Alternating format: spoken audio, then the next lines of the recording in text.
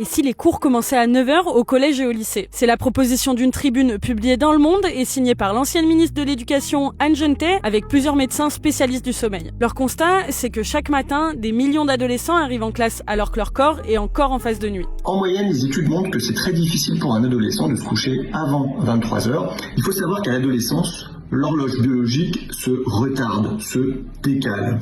Et donc l'adolescent se couche 2 à 3 heures en moyenne plus tard que lorsqu'il est enfant ou lorsqu'il sera adulte. Pour les signataires de la tribune, ce manque de sommeil peut avoir plusieurs conséquences. De la fatigue et de la somnolence en journée, difficulté de concentration, d'attention en cours, du coup des fois de baisse de performance scolaire, des performances cognitives, un fonctionnement qui est altéré, et puis évidemment une irritabilité, des idées dépressives, de l'anxiété et chez certains même des idées suicidaires. Plusieurs contraintes sont régulièrement évoquées pour expliquer pourquoi un tel changement est difficile à mettre en place. D'abord, les horaires scolaires sont aujourd'hui très liés à l'organisation des transports scolaires, souvent mutualisés entre écoles primaires, collèges et lycées. Et puis il y a aussi l'emploi du temps des établissements, déjà contraints par le nombre de classes, de salles et d'enseignants. Enfin, certains évoquent l'organisation des familles avec des parents qui commencent à travailler très tôt le matin. Pour les signataires de la tribune, ces contraintes existent, mais elles ne devraient plus primer sur les besoins biologiques des ados. L'idée, en retardant le début des cours vers 9 h ou un peu après, n'est pas de les rendre paresseux ou d'allonger